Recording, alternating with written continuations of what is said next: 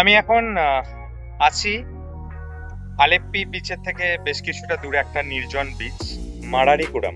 মারারিকুড়াম বা সংক্ষেপে যাকে বলে মারারি বিচ। এই সৈকত যেমন পরিষ্কার, আর এখানে চান করা যায় না, ঢেউ দেখেই বুঝতে পারলেন। ঢেউগুলো এখন যেটা দেখালাম একটু কম আসছে, কিছুক্ষণ বাদে বাদে প্রচন্ড উঁচু ঢেউ। তো তার ফলে এখানে স্নানের জন্য একেবারেই উপযুক্ত নয়। এখানে আমরা এই চেয়ার ভাড়া করে বসেছি, পরপর সুন্দর করে সাজানো চেয়ার, ঘন্টা প্রতি 100 টাকা। খুবই সুন্দর। এখানে খুব কম সংখ্যক মানুষ আসেন, 2-4 জন ফরেনার ছিলেন, তাদের সাথে কথা হচ্ছিল। একটা ছোট্ট একদম কি সুন্দর ছোট্ট বাচ্চা, সে সমুদ্রে। প্রচন্ড বাচ্চাটা দেখলাম এক্সাইটেড, আর আমিও প্রচন্ড এক্সাইটেড। এবার আমরা উঠছি আর কি।